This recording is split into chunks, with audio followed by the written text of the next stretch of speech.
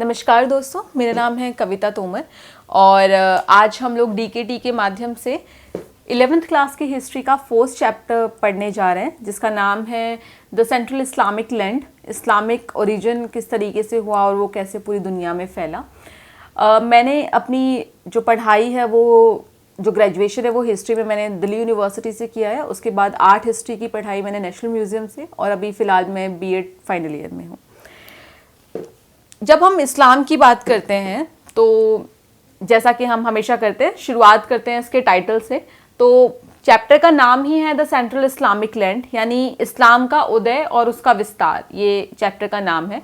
तो इसमें हम पढ़ेंगे कि इस्लाम की शुरुआत कहाँ से होती है, किस तरीके से एक नया धर्म जन्म लेता है और वो उसका विस्तार कैसे होता है। तो आपने जो रोमन एम्पायर वाले चैप्टर में पढ़ा था उसमें हमको ये तो समझ में आ गया था कि रोमन एम्पायर का जब डिक्लाइन होता है तो उसका एक रीज़न ये भी होता है कि इस्लामिक वर्ल्ड की तरफ से कुछ अटैक्स होते हैं वहाँ पर। तो एक रीज़न तो ये भी है और बाकी सारे और भी रीजंस थे। तो आज हम उसी इस्लामिक वर्ल्ड के बारे में डिटेल में पढ़ने जा रहे हैं। तो जब भी हम किसी चीज़ के बारे में पढ़ते हैं तो पहले देख लेते हैं कि हमारे पास उसके सोर्सेज क्या क्या हैं, जिनके आधार पे हमने उस पूरी हिस्ट्री को रिकंस्ट्रक्ट किया है। तो इस्लाम के जो हमें सोर्सेज मिलते हैं तो उसका जो टाइम फ्रेम हम लेके चलेंगे अपने चैप्टर के लिए वो होगा हमारा 600 से लेकर के 1200 BCE का टाइम पीरियड, 1200 BCE का टाइम पीरियड। तो हम यहाँ तक की हिस्ट्री को आज पढ़ने वाले हैं इस पूरे चैप्टर के माध्यम से। और इसमें हम किन किन चीज़ों को ज़्यादा ध्यान में रखेंगे, तो इसमें दो तरीके के सोर्सेज को हम लेंगे। कुछ हैं जो प्योरली हिस्टोरिकल हैं और कुछ ऐसे सोर्सेज होंगे जो आप उसको सेमी हिस्टोरिकल बोल सकते हैं या फिर आप उसको लिटरेचर पार्ट वाला हिस्ट्री का प्रोस्पेक्टिव देख सकते हैं। अब ये होता क्या है कि कुछ ऐसी चीज़ें होती हैं जो हिस्टोरिकल फैक्ट्स के साथ लिखी जाती हैं, तो वो तो हमारा प्योरली हिस्टोरिकल हो गया। कुछ ऐसी चीज़ें होती हैं जिसको हम लिटरेचर की तरह लिखते हैं, जैसे अभी के टाइम पे कोई कहानी लिख दी या कुछ इस तरीके की चीज़ें लिख दी। तो ये जितने भी हमारे लिटरेचर की जो चीज़ें होती हैं वो हमें उस समाज के बारे में कुछ ना कुछ बताती हैं, लेकिन क्योंकि वो लिटरेचर होता है तो आप उसमें देखेंगे कि कुछ कुछ चीज़ों की बहुत अतिशयोक्ति की गई है, बहुत ज़्यादा बड़ा चढ़ा के लिखी गई हैं। और कुछ चीज़ें आपको ऐसी भी मिलेंगी उसमें जहाँ पर काम तो किया है लेकिन डेट्स नहीं है। तो जब भी हम लिटरली फैक्ट्स के बारे में बात करेंगे या जब भी हम साहित्यिक शोध देखते हैं तो यहाँ पे ये वाली थोड़ी सी दिक्कतें आती हैं, लेकिन वो हमें सोसाइटी के बारे में इंफॉर्मेशन देते हैं। तो इस्लाम के बारे में जब बातचीत करते हैं तो यहाँ पे कुछ ऐसी चीज़ें हैं जो ऑटोबायोग्राफी की तरह लिखी गई हैं या बायोग्राफीज लिखी गई हैं, जिनको कहते हैं सीरा। अब इस पूरे चैप्टर में आप कुछ कुछ ऐसे शब्द होंगे जो उर्दू के या फारसी के आपको पढ़ने को मिलेंगे, तो इसका साथ साथ हम मीनिंग देखते चलेंगे, लेकिन हम कोशिश करेंगे कि हम उनको उर्दू या फारसी में भी पढ़ें और जब पेपर में आप लिख के आएँ तो वहाँ पर भी उनका इस्तेमाल करें। इसके अलावा पैगंबर मोहम्मद ने जो कहा उसको लिखा भी गया, तो उसको कहते हैं हदीथ, जिसमें टीचिंग्स ऑफ पैगंबर मोहम्मद है। तो पैगंबर मोहम्मद जो फर्स्ट मैसेंजर थे, फर्स्ट और लास्ट मैसेंजर जिनको अल्लाह ने भेजा था। इसके बाद में कुरान, उससे भी हमें बहुत सारी इंफॉर्मेशन मिलती है। इसके अलावा यहाँ पे जितनी भी साहित्यिक रचनाएं अब तक की गई हैं इस पूरे इस्लामिक ट्रेडिशन को समझने के लिए, वो आपको लगभग सारी आपको अरबी भाषा में मिलेंगी। बाद में चल के फिर उनका बहुत बड़े लेवल पे ट्रांसलेशन किया गया, कुछ का फारसी में ट्रांसलेशन किया गया, कुछ का फिर बाकी भाषाओं में उसका ट्रांसलेशन किया गया। तो ये तो हो गए इसके कुछ सोर्सेस। इसके अलावा अगर ये तो हो गए हमारे अर्ध ऐतिहासिक सोर्सेस, इसके अलावा आपको कुछ उस टाइम पे किताबें मिलेंगी, कुछ यात्रा वृत्तांत मिलेंगे। यात्रा वृत्तांत क्या होते हैं, तो दुनिया में ऐसे लोगों की कमी नहीं है जिनको हमेशा से वर्ल्ड टूर करने की इच्छा रहती है, बहुत लोगों को रहती है। तो पहले भी लोग ऐसे होते थे जिनको दूसरे देशों में जाना, वहाँ की संस्कृति के बारे में जानना, वहाँ की चीज़ों को घूमना बड़ा अच्छा लगता था। तो ये वो लोग थे जो आगे चल के ट्रैवलॉग्स लिखते हैं, अपनी यात्राओं की कहानियाँ लिखते हैं, और यहाँ से हमें बहुत सारी ऑथेंटिक हिस्ट्री जो है वो पता चलती है। तो इसको बोलते हैं यात्रा वृत्तांत, तो ट्रैवलॉग्स। तो हमें वो भी सब मिलता है जिससे हम सारी चीज़ों को जोड़ तोड़ कर इस्लामिक हिस्ट्री को रिकंस्ट्रक्ट करने की कोशिश करते हैं। इसके अलावा मटेरियल रिमेन्स और वो सारी चीज़ें तो हमारे पास होती ही हैं। तो शुरू करते हैं कि इस्लाम का ओरिजिन कैसे होता है। इस्लाम का ही क्या, अगर हम मोटे तौर पर देखें तो किसी भी धर्म की शुरुआत क्यों होती है या कब होती है, तो इसको थोड़ा सा समझ लेते हैं और फिर हम इस्लाम के बारे में डिटेल स्टडी करेंगे। तो कोई भी धर्म कब पनपता है?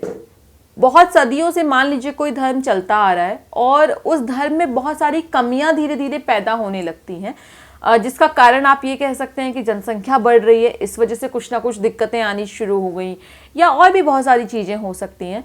तो जब किसी भी धर्म में कमियां ज़्यादा बढ़ जाती हैं तो लोग उसका अल्टरनेट ऑप्शन ढूंढना शुरू कर देते हैं और वो किसी नए धर्म को या किसी नई रीति रिवाजों को इंट्रोड्यूस करने का मौका देता है।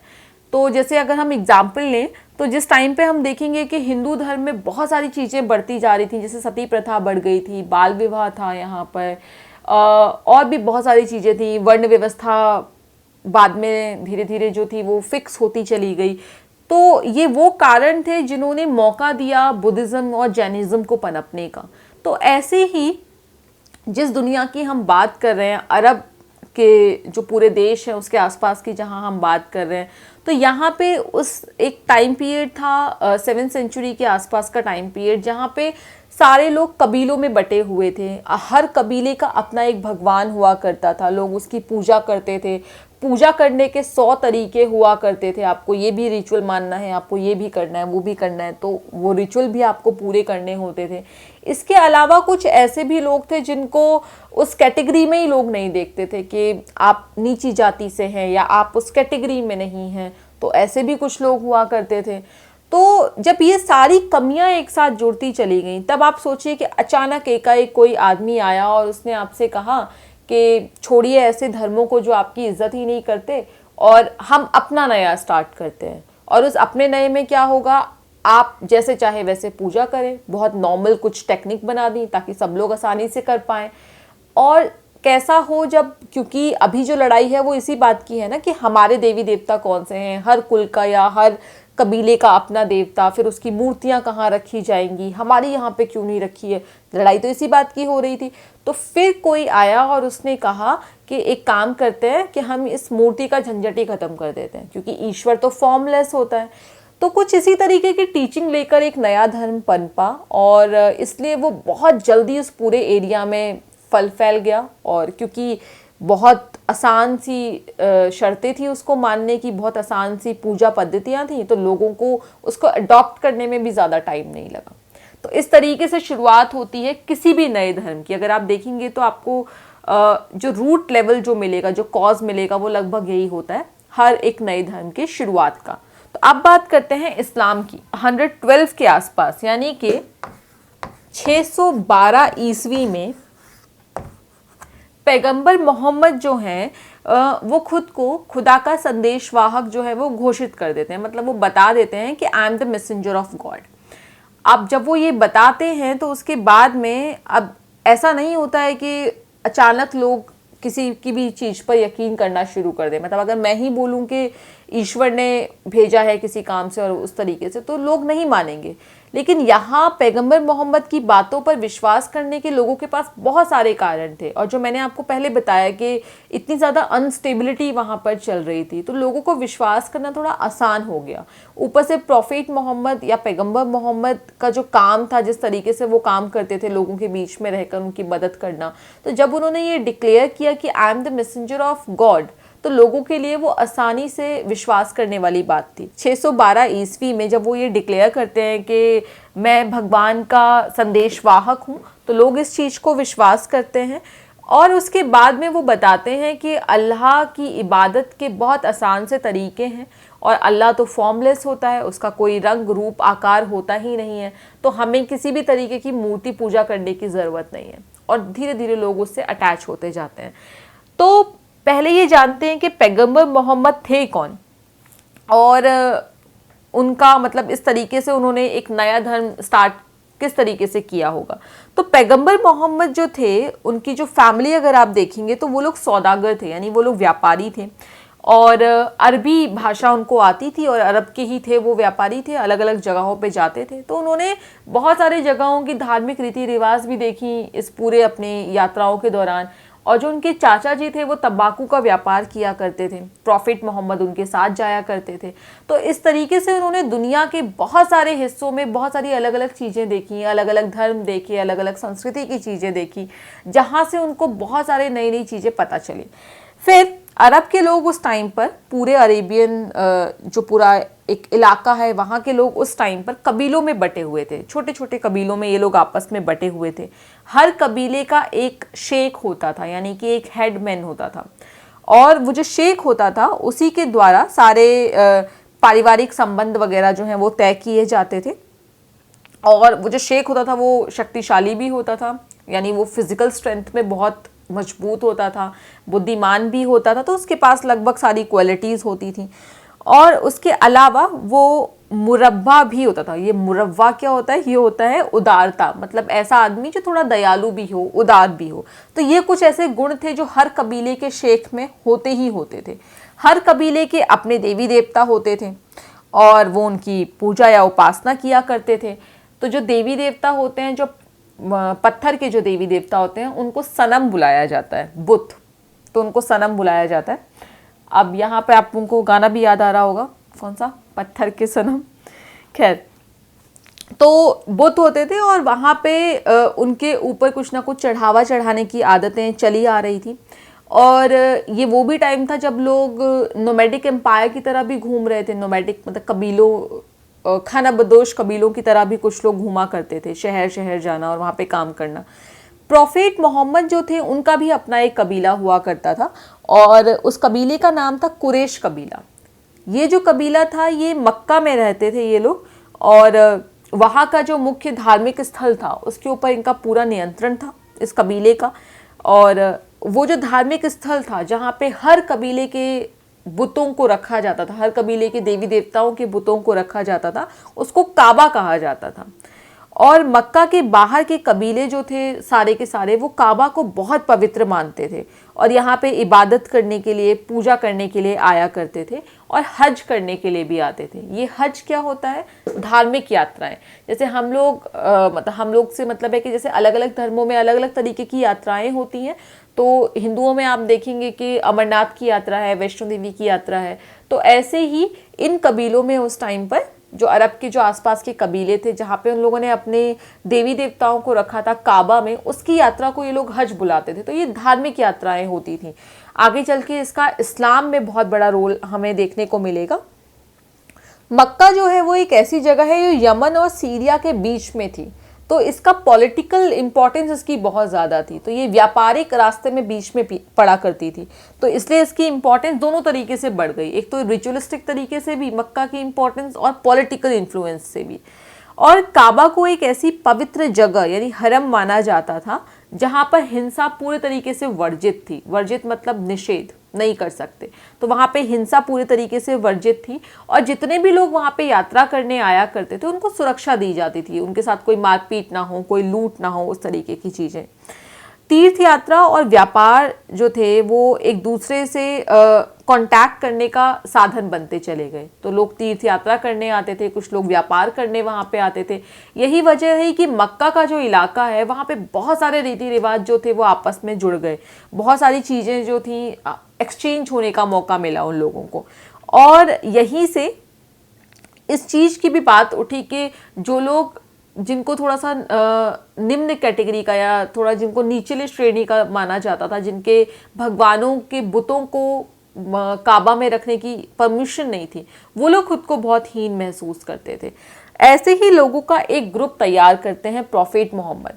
तो प्रॉफिट मोहम्मद को उनको उनके पहले अनुयायी कहाँ से मिलते हैं? ये वो लोग थे जिनके बुतों को या जिनको ये इम्पोर्टेंस नहीं दी गई थी कि आपके भगवान को भी काबा में जगह मिलेगी, और उनको बहुत नीचे की कैटेगरी का समझा जाता था। तो इन लोगों का एक ग्रुप तैयार होता है जिसको प्रॉफिट मोहम्मद आगे चल के इस्लाम का नाम देते हैं।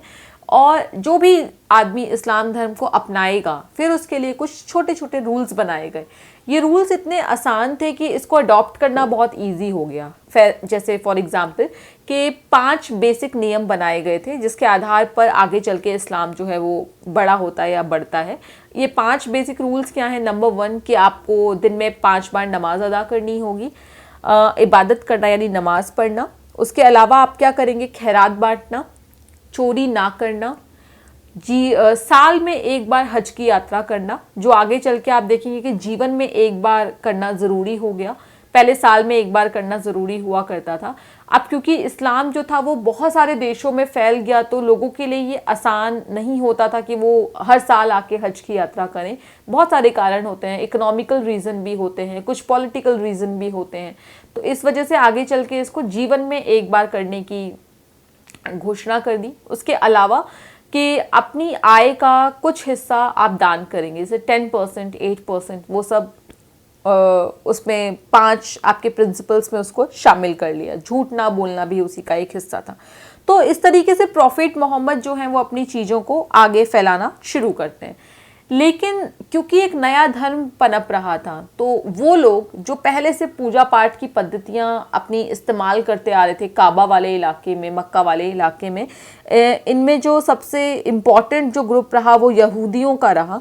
अब ऐसा है कि कुछ नया आगे आ रहा है और लोग उससे अटैच होते जा रहे हैं, तो जो पुराने जो रीति रिवाजों वाले लोग हैं उनसे वो बर्दाश्त नहीं होता और वो लोग इस्लाम पर एक खतरा बन जाते हैं। तो यहूदियों की वजह से और यहूदियों के गुस्से की वजह से प्रॉफिट मोहम्मद को मक्का छोड़ना पड़ जाता है। और वो मक्का छोड़ के कहाँ जाते हैं, वो मक्का छोड़ के मदीना की तरफ अपनी जो यात्रा है वो बढ़ा देते हैं, यानी मदीना की तरफ वो वहाँ से निकल जाते हैं। तो इसकी वजह से जिस साल में वो मक्का छोड़कर मदीना जाते हैं, जिस साल में वो वहाँ से पलायन करते हैं, वो था 622 वाला साल। और वहीं से शुरुआत होती है इस्लाम के नए कैलेंडर की, जिसको कहा गया हिजरा। ये जो कैलेंडर है ये उसी साल से शुरू होता है, इन्हीं की यात्रा पर है। तो पैगंबर मोहम्मद की इस यात्रा से इस्लाम के इतिहास में एक नया मोड़ आया और जिस वर्ष उनका आगमन मदीना में होता है, यानी जब वो मदीना पहुंच जाते हैं, वहाँ से इस्लाम कैलेंडर की शुरुआत होती है। तो अगर आपको इस्लामिक कैलेंडर के अकॉर्डिंग अगर अभी हमें पता करना हो कि डेट क्या है, तो इसका एक सिंपल सा फॉर्मूला होता है और वो फॉर्मूला क्या होता है, 32 डिवाइडेड बाय 33 प्लस 622। तो यहाँ से आप सेंचुरी निकाल पाते हैं, जैसे कि 32 डिवाइडेड बाय 33 प्लस 62। तो इससे आपको पता चल जाएगा कि आप कौन से सेंचुरी में हैं, मक्का या आप हिजरा कैलेंडर के अकॉर्डिंग। तो ये तरीका है कैलकुलेट करने का, टाइम पीरियड कैलकुलेट करने का। जैसे आगे आप देखेंगे ना कि कैलेंडर जब बने थे तो विक्रम संवत, शक संवत, तो ये सारी चीज़ें हमारे हिंदू कैलेंडर के हिसाब से इस्तेमाल की जाती हैं। तो बिल्कुल ऐसे ही ये इस्लामिक कैलेंडर था हिजरा। अब चलो शिफ्ट तो कर लिया और कुछ लोगों को लेकर पैगंबर मोहम्मद जो थे वो मक्का से मदीना भी आ गए। लेकिन कोई भी नया धर्म हो या कोई भी धर्म हो, अगर आपको उस धर्म को बचाना है तो सबसे ज़रूरी है कि जो उस धर्म को मानते हैं आपको उनको बचाना पड़ेगा। तो प्रॉफिट मोहम्मद इस बात को बहुत अच्छे से समझते थे कि अगर मुझे धर्म जिंदा रखना है तो जो लोग मेरे साथ हैं हमें उनकी प्रोटेक्शन करनी पड़ेगी। और उनकी प्रोटेक्शन किस तरीके से होगी कि कुछ ऐसा करना पड़ेगा जिससे कि लोगों की जान भी हिफाजत भी हो सके, जान की हिफाजत, और उनके खाने पीने और उनके भरण पोषण का काम भी हो सके। इसके लिए 2 काम किए जाते थे। पहला तो अभियान चलाए जाएंगे, आसपास के इलाकों में लूट मार करी जाएगी, वहाँ से लूट का जो पैसा मिलेगा उससे अपने कबीले का भरण पोषण किया जाएगा। दूसरा, मस्कुलिन पावर में लोगों को स्ट्रॉन्ग रखा जाएगा, मतलब आप शारीरिक रूप से मजबूत रहें, आपके पास इतनी आपकी क्षमता हो कि आप अपनी हिफाजत कर सकें। और खाने पीने और बाकी सारी चीज़ों की ज़रूरतों के लिए ये लोग क्या करेंगे, अटैक करेंगे अपने आसपास के कबीलों पर और वहाँ से जो भी कुछ मिलेगा उससे ये अपनी ज़रूरतें जो हैं वो पूरा करेंगे। उसके अलावा पैगंबर मोहम्मद जो थे उन्होंने धीरे धीरे उपवास की पद्धतियों को शुरू करना, मतलब उपवास की पद्धतियों के बारे में लोगों को बताना शुरू किया और ज़कात के बारे में। तो ये 2 चीज़ें ऐसी थी जिससे कि इस्लाम धर्म में एक नया फेज शुरू होता है कि आप उपवास रखिए। तो उपवास रखने से उसका जो एक बड़ा कारण था वो ये था कि आप लंबे समय तक अगर आपको भोजन नहीं मिलता है तो आप भोजन को थोड़ा लंबे समय के लिए स्टोर करके रख सकते हैं। तो वहाँ से वो उपवास वाली पद्धति शुरू होती है। फिर खैरात बांटना, जिसके पास ज़्यादा है वो बाकी लोगों को बांट कर खाए, मतलब बाकी लोगों को दे। ताकि उनकी भी ज़रूरतें पूरी हो सके। तो इस तरीके से इन सारी चीज़ों को इस्लाम का बेसिक स्ट्रक्चर में उनको शामिल कर दिया गया। धीरे धीरे ये धर्म एक बड़ा रूप लेता है और प्रॉफिट मोहम्मद इसको बहुत स्ट्रॉन्ग ऑर्गेनाइजेशन बनाते हैं और मदीना के पूरे इलाके में फैला देते हैं। लेकिन थोड़ा सा चेंज तब होते हैं, मतलब जब चेंज तब आता है जब 632 में प्रॉफिट मोहम्मद की हो जाती है डेथ। अब प्रॉफिट मोहम्मद की डेथ के बाद जो सबसे बड़ी दिक्कत लोगों के सामने आई वो ये कि प्रॉफिट मोहम्मद का कोई अपना वारिस था नहीं। तो अगर वारिस होता तो हो सकता है कि उसी को प्रॉफिट मोहम्मद की जगह दे दी जाती, पर यहाँ तो वो वाली सिचुएशन थी ही नहीं। तो अब हम इस्लाम का गुरु या इस्लाम का हेड किसको बनाएंगे। और उसके अलावा एक चीज़ और भी थी कि प्रॉफिट मोहम्मद पहले ही कह गए थे कि I am the only messenger of God, यानी कि इसके बाद अगला कोई प्रॉफिट या अगला कोई पैगंबर तो बनने से रहा। तो अब ऐसा क्या किया जाए जिससे कि ये जो धार्मिक संगठन है ये चलता रहे। तो यहाँ से शुरुआत होती है खलीफा होने की या खिलाफत की। अब ये खलीफा क्या है या खिलाफत क्या है, तो इस्लाम में अगर आप क्रोनोलॉजी देखेंगे तो नंबर 1 पे आते हैं प्रॉफिट्स और उसके बाद आते हैं खलीफा। तो खलीफा जो है वो इस्लामिक गुरु होते हैं या रिलीजियस हेड होते हैं। तो यहाँ से शुरुआत होती है खलीफा वाले सिस्टम की। इस चैप्टर में हम लोग शुरुआत के 4 खलीफाओं के बारे में पढ़ेंगे जिनकी वजह से इस्लाम को काफ़ी सारे नए नए चीज़ें देखने को मिली और इस्लाम जो है वो ज़्यादा मजबूती से हम लोगों के सामने आया। तो प्रॉफिट मोहम्मद जो भी राज्य छोड़ गए थे अपने मृत्यु से पहले, वो काफ़ी टूटा और बिखरा हुआ साम्राज्य था। मतलब ऐसा नहीं था कि इस्लाम का एक बहुत बड़ा सा एम्पायर क्रिएट हो गया हो, अभी तक वो बहुत लोअर उसमें था, स्टेज में था। तो आपको जो अगले जो खलीफा आएंगे उनके ऊपर बहुत सारी जिम्मेदारियां थी कि आपको उस पूरे एम्पायर को पॉलिटिकली सही करना है, सोशली सही करना है, इकोनॉमिकली आपको उसको ठीक करके रखना है। और इन सारी चीज़ों के लिए बहुत ज़रूरी था कि आपके पास जोग्राफिकल एरिया पे आप मजबूती से पकड़ बना पाएँ, आपके पास प्रॉपर रिसोर्सेज हों, पैसा हो, ताकि चीज़ों को ठीक से चला पाएँ। तो पहले जो खलीफा आते हैं हमारे सामने, सबसे पहले खलीफा नंबर 1 वो है अबू बकर।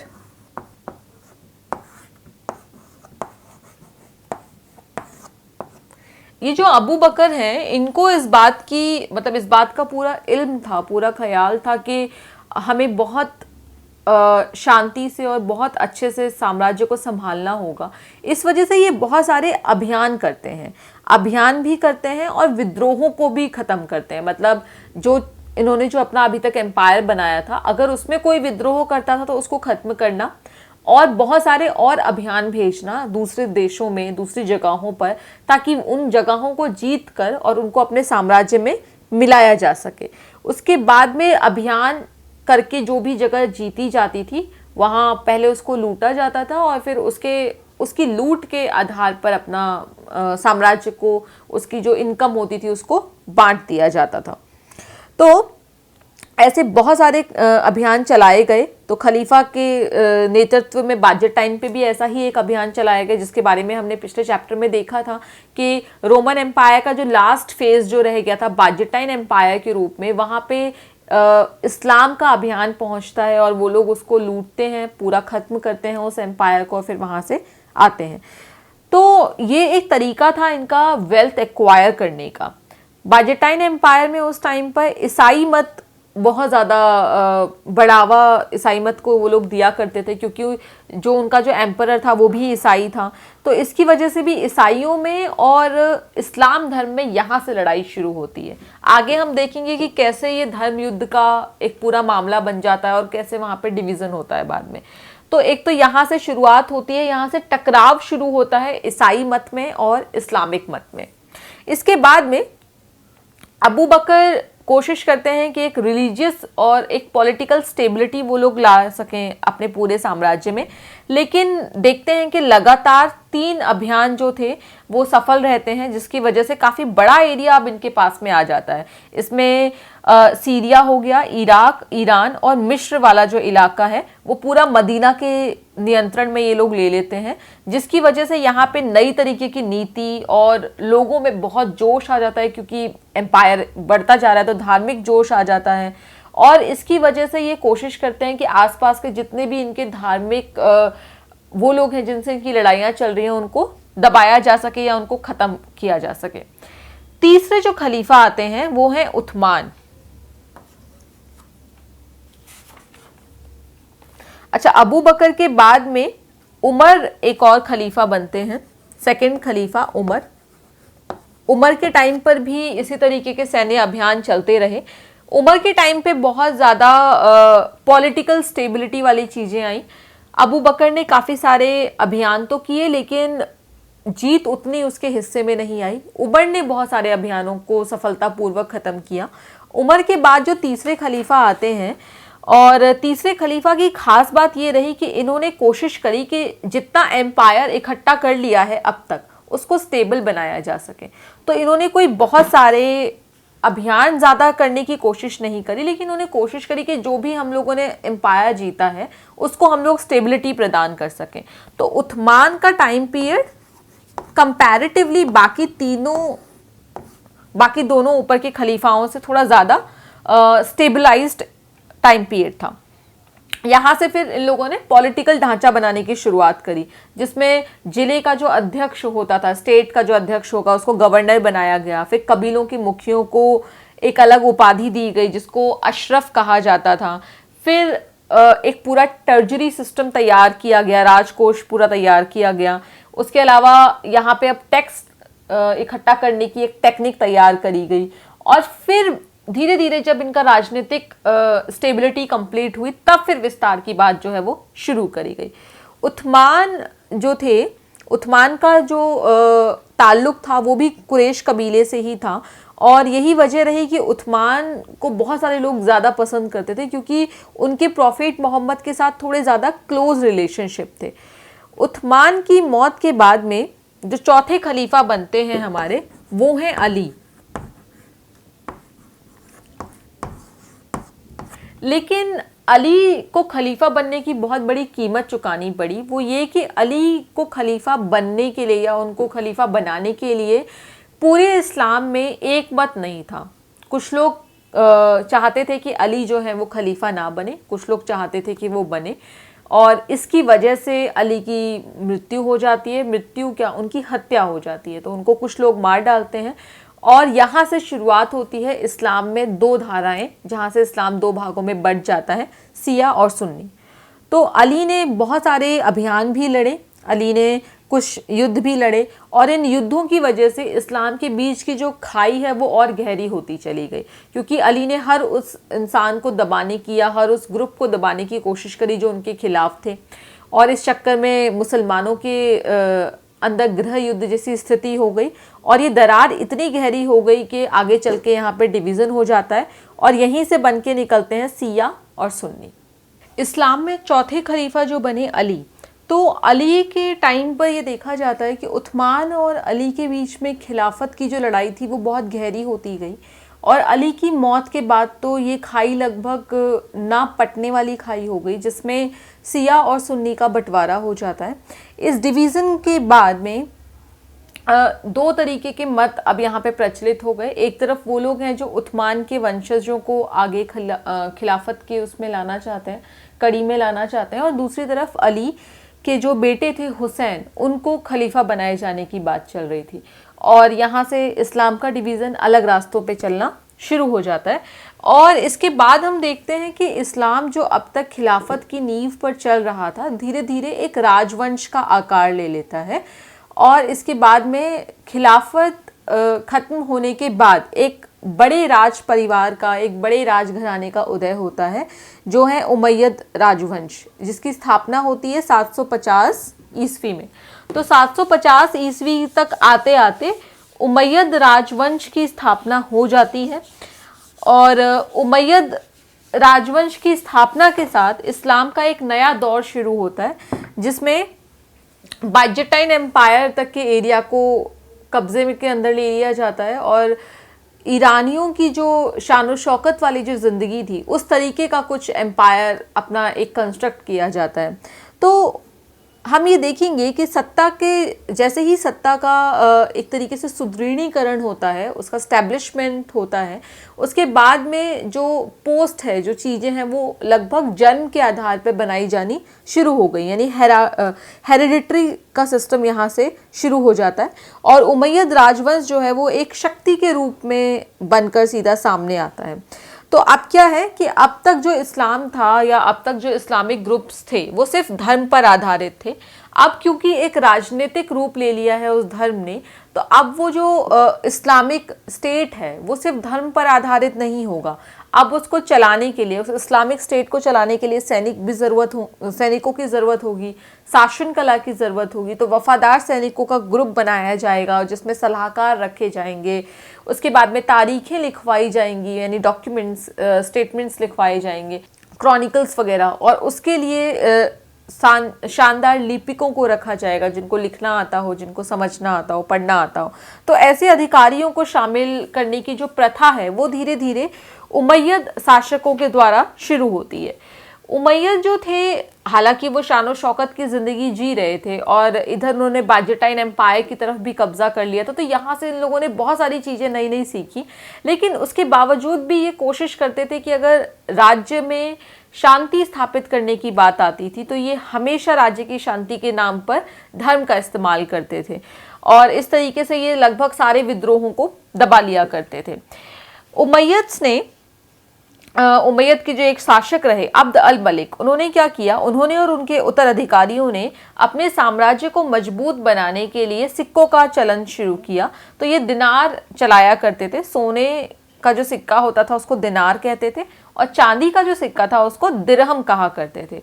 तो ये दिनार और दिरहम जो चलाया गया वो लगभग रोमन एम्पायर और ईरानियन एम्पायर के सिक्कों के बेसिस पर चलाया गया था। जैसे रोमन एम्पायर में होता था कि जो सिक्के होते थे उसमें एक तरफ सलीब या अग्नि की कुछ वेदी के चिन्ह होते थे और दूसरी तरफ कुछ यूनानी भाषा में लिखा होता था। तो इन लोगों ने उसी सिक्के को एक तरीके से कॉपी किया और वहाँ से वो चिन्ह हटाकर उसमें अरबी भाषा में कुछ लिख दिया। तो अब्द अल मलिक ने एक तो सिक्के चलाए, इसके अलावा इन्होंने क्या किया, जेरूसलम में एक डोम ऑफ रॉक बनवाकर वहाँ पे उन्होंने अरब में इस्लाम की पहचान को और ज़्यादा मजबूत बना दिया। तो इस तरीके से बाइजेंटाइन एम्पायर की कुछ चीज़ों को लेकर, उनकी शान और शौकत वाली ज़िंदगी को लेकर एक राजनीतिक इकाई की शुरुआत यहाँ से हो जाती है, एक राजवंश की शुरुआत यहाँ से हो जाती है जो काफ़ी लंबे समय तक रहता है। उमैयद कम से कम तकरीबन 90 साल तक उमैयद ने शासन किया और उमैयद 90 साल तक जब वो शासन कर रहे थे तो उसके बाद धीरे धीरे इनके विरोधियों की जो आवाज़ें हैं, जो विरोधियों का स्वर है वो भी मजबूत होने लग जाता है। अब विरोधियों का स्वर कैसे मजबूत होगा, तो इनमें एक ग्रुप आता है, एक कबीला आता है अब्बासी जो थे, इनका मानना था कि हम पैगंबर मोहम्मद के चाचा के वंशज हैं, तो हमारा अधिकार ज़्यादा बनता है इस नाते इस्लाम के कंट्रोल पर या इस्लाम के राजघराने पर। तो अब्बासियों ने कर दी क्रांति उमैयद के खिलाफ। अब ये जो क्रांति हुई ये बड़े मज़ेदार तरीके से इन लोगों ने करी। तो अब्बासी जानते थे कि उमैयद किसी भी क्रांति को बहुत आसानी से कुचल सकते हैं, मतलब अगर उनको कोई सोर्स मिल जाए तो इस बात को ध्यान में रखकर अब्बासियों ने बड़ी चालाकी से 750 के आसपास के टाइम पीरियड में इन लोगों ने जो क्रांति थी उसकी जो शुरुआत करी वो खुरासान से करी। अब ये खुरासान कहाँ पर है, तो खुरासान जो है वो एक ऐसी जगह है जहाँ पे दमिश्क, जो उस टाइम पे सेंटर हुआ करता था, दमिश्क से अगर बहुत तेज दौड़ने वाले घोड़ों को भी पहुँचाया जाए खुरासान तो भी वो 20 दिन में पहुँचेंगे। तो अब्बासियों ने एक ऐसी जगह अपनी क्रांति शुरू करने के लिए चुनी जहाँ पे उमैयद का पहुँचना आसानी से नामुमकिन हो, मतलब ऐसा नहीं होगा कि वो अचानक वहाँ पहुँच जाएं और अब्बासियों को पता ही न चले। तो इस तरीके से खुरासान में, जहाँ पे अरब और ईरानियों की एक मिलीजुली संस्कृति रहा करती थी, वहाँ से ये आंदोलन शुरू होता है। और जितने भी लोगों ने अब्बासियों का साथ दिया ये वो लोग थे जो सीरियाई लोगों के प्रभुत्व से थोड़ा नाराज़ थे। मतलब उमैयद वंश में जो सीरिया के लोगों की जो प्रभुत्वता थी, जो उनकी इम्पोर्टेंस थी, उससे ये लोग थोड़ा सा नाराज थे। उसके अलावा उनको लगता था कि उमैयद जो है ना वो खर्चा बहुत ज़्यादा करते हैं, शान और शौकत की ज़िंदगी जीते हैं, इसलिए बहुत ज़्यादा खर्चा वो लोग उसी चीज़ में कर देते हैं, तो लोगों को पैसा कम मिल पाता है या गरीब लोग ज़्यादा हैं। तो ये कुछ भावना इन लोगों के अंदर थी और अब्बासियों ने इसी चीज़ का फ़ायदा उठाया और ऐसे लोगों को जोड़कर अपनी क्रांति जो है वो शुरू कर दी। और इसके बाद में ये कहा गया कि अब्बासियों ने कहा कि हम लोग पैगंबर मोहम्मद के जो चाचा जी हैं उनके वंशज हैं और हम ये यकीन दिलाते हैं कि क़यामत के वक्त सबको बराबर का अधिकार मिलेगा अगर आप लोग हमारा साथ देते हैं तो इस बात को आगे रख कर उन लोगों ने क्रांति की शुरुआत करी और धीरे धीरे आसपास के सभी लोग जो हैं वो उनके अंदर आ गए, अरब के काफ़ी सारे लोग उनके अंदर आ गए।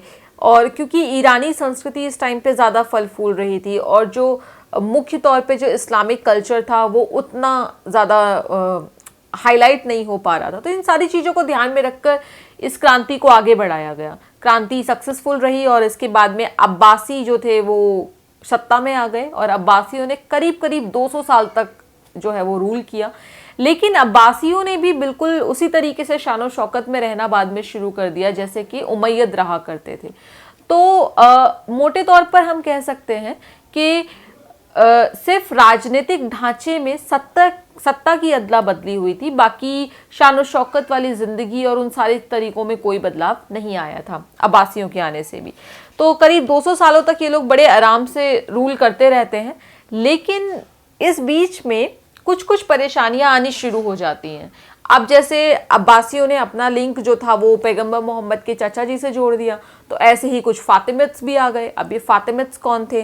तो प्रोफेट मोहम्मद की, पैगंबर मोहम्मद की बेटी थी फातिमा, तो फातिमा के वंशज भी अब आ गए। अब उनका भी कहना था कि हमें भी मतलब राजतंत्र संभालना है, हमारा भी अगला खलीफा हमारी तरफ से होना चाहिए, तो फातिमिद भी आगे आ गए। इसके अलावा 9th सेंचुरी तक आते आते अब्बासियों की जो सत्ता है वो थोड़ी कमज़ोर होती जा रही थी और यही वजह थी कि बाकी जो छोटे मोटे जो ग्रुप्स हैं उन लोगों को मौका मिल गया आगे आने का।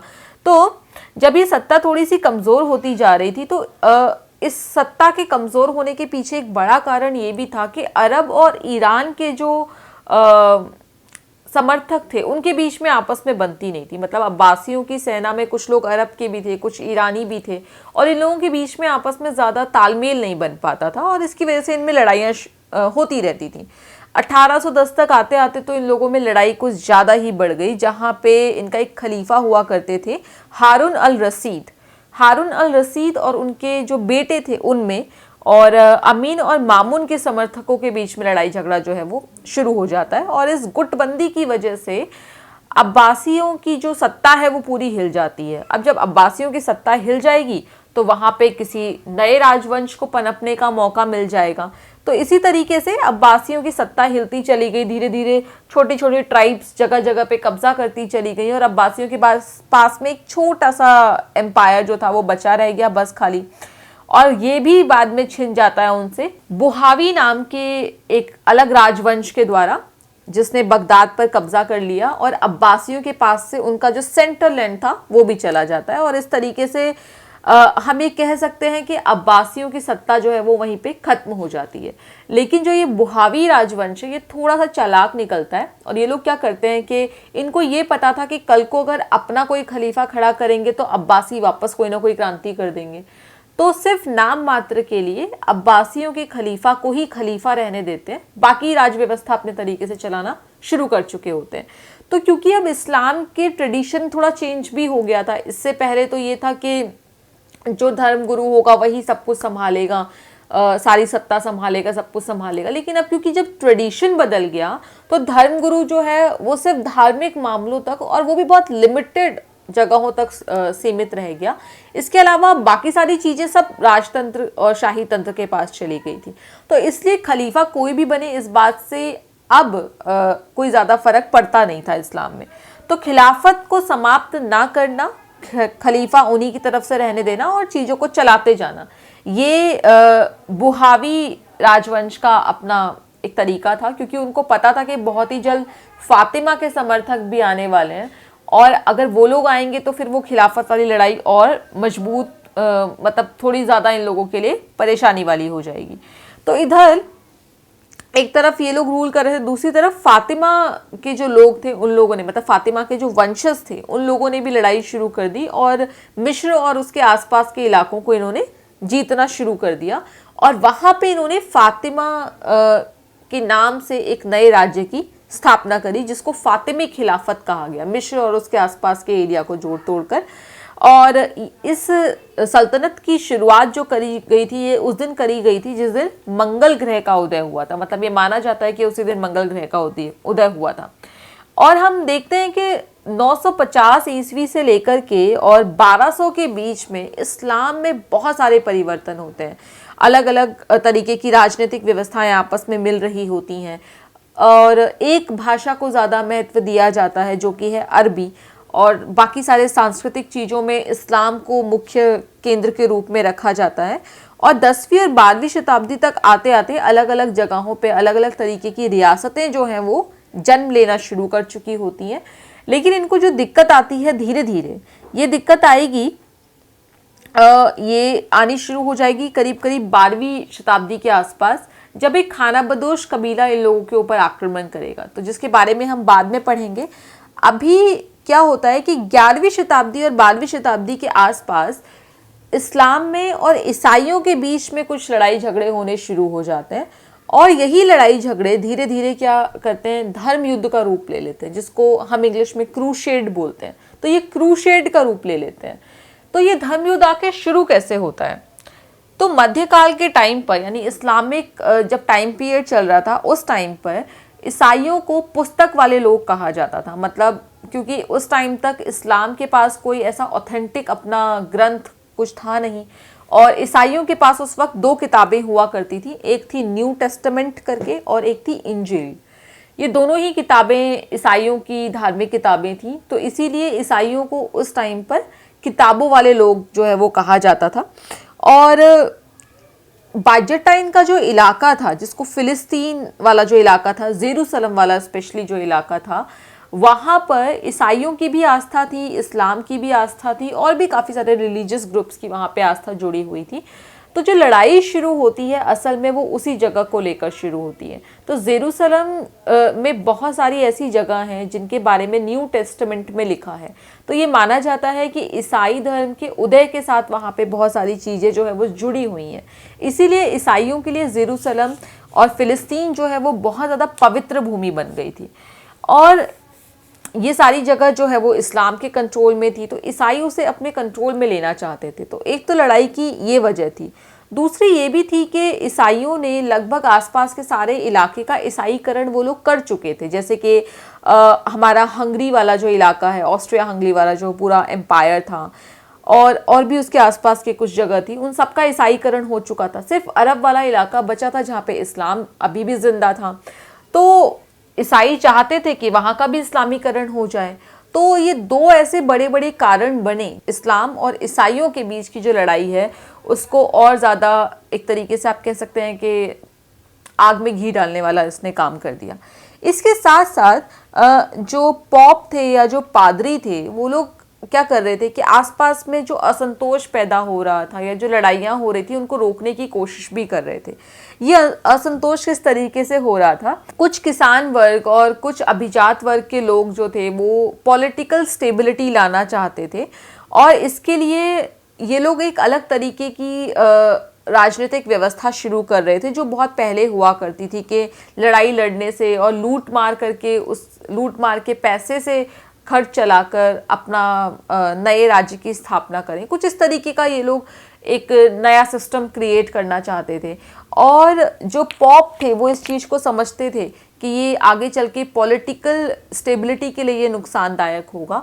तो इस चीज़ को रोकने के लिए कि मुठभेड़ ना हो, लूट आधारित अर्थव्यवस्था दोबारा ना स्टैब्लिश हो जाए, इस चीज़ को रोकने के लिए ईश्वरीय शांति नाम से जिसको पीस ऑफ लॉर्ड भी कहा गया, तो पॉप ने एक आंदोलन शुरू कर दिया। धीरे धीरे ये जो आंदोलन था ये धार्मिक रूप लेने लग जाता है क्योंकि जो कुछ ऐसी डेट्स थी जो कैलेंडर में पवित्र मानी जाती थी ईसाई धर्म के अनुसार, उस दिन कुछ कुछ इस तरीके के काम होने लगे कि आपको जो भी ऐसा कोई भी ग्रुप है जो ईसाई मत के खिलाफ कुछ बोल रहा है तो उस पर अटैक करना, और ये धीरे धीरे ये जो चीज़ें हैं वो बहुत ज़्यादा आक्रामक होती चली गई।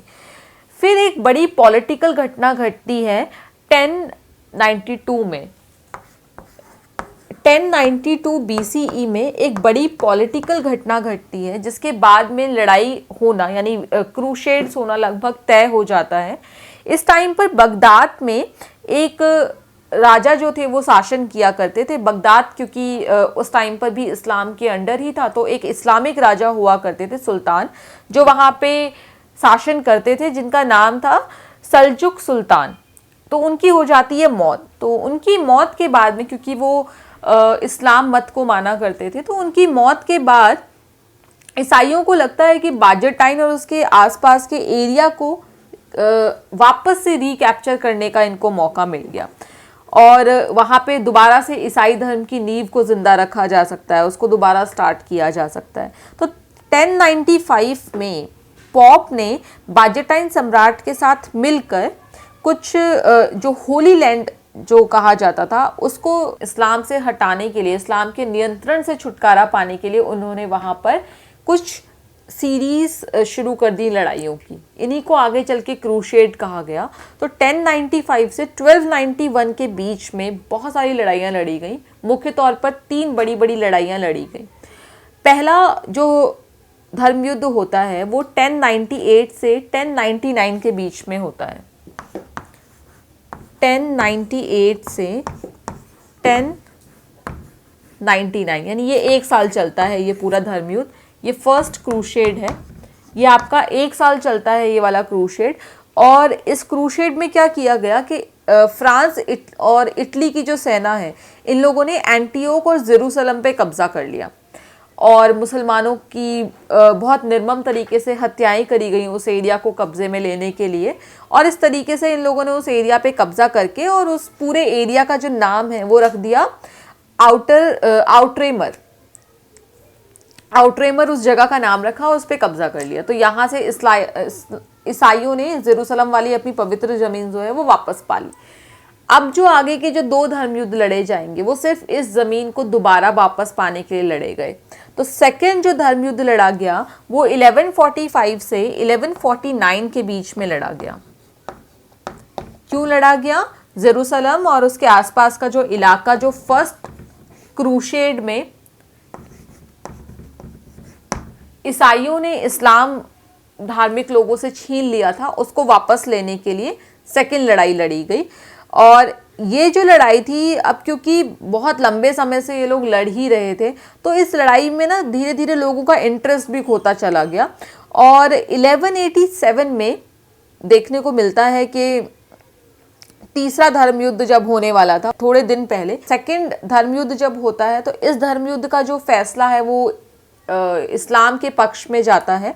और ये जेरूसलम वाला जो पूरा इलाका है उस पर कब्जा करने की जो कोशिश है वो चलती रहती है। हालांकि थोड़े थोड़े एरिया वो जीत भी लेते हैं इसमें, लेकिन पूरे तरीके से जेरूसलम जो है वो अभी भी उनके हिस्से में नहीं आता। इस वजह से, क्योंकि जेरूसलम सेकंड क्रूसेड में भी इस्लाम के पास नहीं आया, तीसरा क्रूसेड किया जाता है। और ये जो तीसरा क्रूसेड जो किया जाता है, इसमें फिलिस्तीन और उसके आसपास के कुछ इलाकों को ईसाई नियंत्रण से आज़ाद कराने के लिए तीसरा क्रूसेड कराया जाता है। और तीसरे क्रूसेड में एक तरीके से हम ये कह सकते हैं कि तीसरा क्रूसेड एक निर्णायक युद्ध की तरह हमारे सामने आता है, और इसमें 2 फैसले लिए जाते हैं। क्योंकि तीसरे क्रूसेड में जेरूसलम और उसके आसपास का सारा इलाका जो है वो इस्लाम जगत के पास चला जाता है, और यहाँ से 2 बड़े फैसले लिए जाते हैं। वो ये, पहला फैसला ये कि इस्लाम और मुसलमान धर्म को मानने वालों के बीच में जो एक नफ़रत की जो एक दीवार थी वो और मजबूत हो जाती है। अब 3 बार लड़ाइयाँ लड़ चुके हैं और इतने लोग बहुत बुरी तरह मारे गए हैं, तो वो कड़वाहट पनपना बहुत मामूली और बहुत नॉर्मल सी बात थी, वो हो जाती है। दूसरी चीज़ ये कि ये लोग डिवीज़न कर लेते हैं कि किस एरिया में किसको विस्तार करना है। तो इस्लाम जो है वो अरब और उसके पूरब का हिस्सा चूज़ कर लेते हैं कि हम इस तरफ अपना विस्तार करेंगे, और जो ईसाई हैं वो यूरोप वाला इलाका और उसके पश्चिम साइड का इलाका वो चूज कर लेते हैं अपने धर्म के प्रचार प्रसार और विस्तार के लिए। तो इस तरीके से तीसरा जो धर्म युद्ध है वो हमारे लिए काफी ज्यादा महत्वपूर्ण बन के सामने आता है। तो क्या देखा कि इस्लाम ने अपने वो इलाके वापस जीत लिए जो ईसाइयों ने उनसे पहले धर्म युद्ध में छीन लिए थे। अब जो इलाके वापस जीते गए हैं वहां पर पॉलिटिकल स्टेबिलिटी भी लानी पड़ेगी और वहां पे नए तरीके से नए ढंग से चीज़ों को वापस रीस्टैब्लिश भी करना पड़ेगा। तो इसके लिए क्या किया गया, इसके लिए वहां पे टैक्स व्यवस्था बनाने की कोशिश करी। तो एक चीज़ तो ये कि अभी भी जिन जगहों को जीता गया था वहां पे खेती जो थी वही प्रमुख इनका जीवन जीने का साधन था। तो कुछ ज़्यादा छेड़छाड़ नहीं करी गई उसके साथ में, खेती के कुछ नए नए तरीके बताए गए और उसको किस आसान तरीके से किया जा सकता है उस पर ज़्यादा ध्यान दिया गया। तो खेती को बढ़ावा देने के कुछ काम किए गए इराक और ईरान वाली सारी जगहों में, और इसके अलावा टैक्स लगाया गया। तो खराज नाम का एक कर था जो लोगों को देना पड़ता था, और ये कभी कभी उपज का 10वां हिस्सा, कभी 8वां हिस्सा, कभी पहला हिस्सा। तो ये डिपेंड करता था कि आपकी उपज किस तरीके से हुई है, उस आधार पर जो खराज नाम का जो कर है वो दिया जाता था। और कुछ ऐसे टैक्सेस थे जो नॉन इस्लामिक लोगों पर लगाए गए थे। धीरे धीरे बाद में देखते हैं कि लोग टैक्स से बचने के लिए इस्लाम धर्म कबूल करने लगे। तो अब इसका क्या तरीका निकाला जाए, तो खलीफाओं ने इसका एक तरीका निकाला कि एक काम करते हैं कि लोगों को इस्लाम धर्म ना ज्वाइन करने के लिए हम लोग कुछ उत्सुक करते हैं कि आप किसी भी तरीके से इस्लाम ना अपनाएं, चाहे उसकी नीतियां थोड़ा कठिन बना दें या कुछ भी करके। लेकिन देखते हैं कि ये तो पॉलिसी काम ही नहीं कर रही है। मतलब इस्लामीकरण करना तो मुख्य तत्व रहा हमेशा से धर्म का। तो इस चीज़ को हटाकर बाद में हम देखेंगे कि धीरे धीरे सबके लिए टैक्स बराबर कर दिया। तो 10वीं शताब्दी तक आते आते सबको एक बराबर टैक्स देना होता था। उसके बाद जो टैक्स मिलता था, और क्योंकि खेती ही उस टाइम पर मुख्य ऑक्यूपेशन हुआ करती थी, तो उसको बढ़ावा देने के लिए राज्य ने बहुत सारे काम करना शुरू किया। जैसे कुओं की खुदाई करवाना शुरू किया ताकि पानी इरिगेशन पर्पस से और सिंचाई के लिए पानी जो है उसकी उपलब्धता बनी रहे। नदियों का बनवाना शुरू किया, नदियों से नहरों को जोड़कर उनका बनवाना शुरू कर दिया ताकि सिंचाई की व्यवस्था पूरे तरीके से बनी रहे। और इस तरह हम देखते हैं कि टेक्नोलॉजिकल डेवलपमेंट के साथ साथ इस्लामिक जगत जो है वो फलता फूलता है, और यहाँ पे फिर शहरों का और शहरी केंद्रों का जो है वो विकास और बढ़ जाता है। तो शहर जो थे वो मामूली तौर पर या अमूमन हर शहर में दो तरीके के भवनों का होना बहुत ज़्यादा ज़रूरी था, जिनमें से एक तो था मस्जिद का होना। मस्जिद इतनी बड़ी होनी चाहिए हर शहर में कि वो दूर से नज़र आए, और वहाँ पे जुम्मा की जो नमाज है जो हर शुक्रवार को की जाती है वो आराम से अदा की जा सके। तो इस बात का ख्याल रख के बड़ी बड़ी मस्जिदें बनवाई जाती थी। इसके साथ में एक चीज़ और थी जो आपको हर शहर में कॉमनली मिलेगी, और ये क्या चीज़ होती थी, ये होते थे कि कुछ कमरों के साथ साथ एक सामूहिक मंडी बनाई जाती थी। बड़ी सी एक मंडी, केंद्रीय मंडी इसको कहा जाता था, जिसको शुक नाम से भी पुकारा जाता था, जिसमें एक लाइन में कुछ दुकानें होती थीं, और उसके अलावा वहाँ पर जो लोग व्यापार करते थे उनके घर हुआ करते थे वहाँ पे। और तो व्यापारी, दुकानदार, वो सब लोग उसमें रहा करते थे। तो मंडी और मस्जिद ये दो चीज़ें हैं जो मुख्य तौर पर हर शहर में देखने को मिलती हैं। साथ में क्योंकि शहरों के अंदर वो लोग रहते थे जो ज़्यादातर व्यापार में इंगेज होते थे, तो काफ़ी अमीर लोग थे, तो उनके जो रहन सहन और रख रखाव है वो उसी तरीके का होता था। तो लेकिन शहरों के साथ साथ वहाँ पे कुछ स्लम एरिया, कुछ ऐसे गरीबों के मकान भी डेवलप होने लगे जो शहरों से थोड़ा बाहर हुआ करते थे। और यहाँ पे दिक्कत ये थी कि यहाँ पे साफ़ सफाई की ज़्यादा ध्यान नहीं रखा जाता था, और हरी कच्ची सब्जियाँ गांव से लाकर वहाँ बेची जाती थी। तो इस तरीके के काम उन जगहों पर धीरे धीरे होने लगे। टाइम के साथ जब चीज़ें बदलने लगी तो इस्लाम धर्म में भी बहुत सारी चीज़ें फिक्स हो गई, रिजिड हो गई। बहुत सारी ऐसी चीज़ें थी जिनकी मनाही होने लगी, जैसे क्योंकि अल्लाह का कोई रूप नहीं होता है, अल्लाह का कोई रंग नहीं होता है, तो पेंटिंग एक तरीके से यहाँ पे निषेध थी। म्यूज़िक निषेध कर दिया गया था, नाचना गाना बिल्कुल मना था। उसके अलावा इसमें क्योंकि सिया और सुन्नी का डिवीज़न हो ही चुका था, बहुत सारी जगहों पे हम देखते हैं कि उसमें भी कैटेगराइजेशन होने लगा है। तो धीरे धीरे इस्लाम में भी बहुत सारी चीज़ें हैं जो हैं वो रिजिड हो गई हैं, फिक्स हो गई हैं। तो यहाँ पर जो धार्मिक लोग थे, जो धार्मिक गुरु थे, वो लोग अपने प्रचार प्रसार के लिए बहुत सारी चीज़ों का इस्तेमाल किया करते थे। तो जो धार्मिक विद्वान होते थे उनको उलेमा कहा जाता था, कहीं कहीं पे आपको उल्मा भी लिखा हुआ मिल सकता है। तो ये लोग कुरान से जो भी इनको ज्ञान प्राप्त होता था उसको ये दूसरों तक पहुंचाते थे, लोगों तक पहुंचाते थे।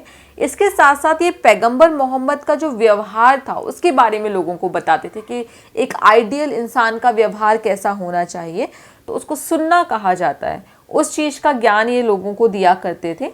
और इनका अधिकतर जो समय था वो कुरान पर टीका लिखने में जाता था, यानी कि तफसीर वगैरह जो लिखी जाती थी उनमें इनका ज़्यादातर वक्त जो था वो जाया करता था।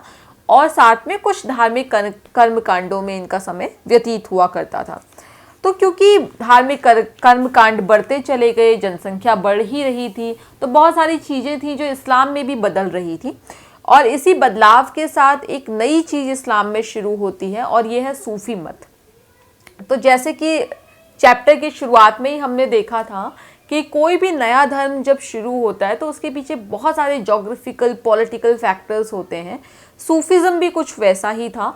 सूफीज़म में हर वो चीज़ करने की इजाज़त थी जो अमूमन लोगों को इस्लाम धर्म में नहीं मिलती थी। फॉर एग्ज़ाम्पल कि अपने ईश्वर की इबादत जो है वो गाने के ज़रिए करना, नाचने के ज़रिए करना, और बहुत सारी चीज़ों को ख़त्म कर देना। जैसे कि ये लोग सूफ़ी मत को जो लोग मानते थे वो लोग सन्यासियों का जीवन जिया करते थे। सूफ़ी मत में कोई जेंडर को लेकर कोई डिवीज़न नहीं हुआ करता था। जैसे आप देखेंगे कि मस्जिदों में, बहुत सारी मस्जिदों में औरतों को जाना अलाउ नहीं होता है। सूफीज़म में उस तरीके की चीज़ें नहीं थी। तो सूफीज़म एक तरीके से प्योरेस्ट फॉर्म बन के सामने आया इस्लाम का, और इसमें अलग अलग धर्म के लोग जुड़ते चले गए और भाषा का कोई बंदिश नहीं थी इसमें।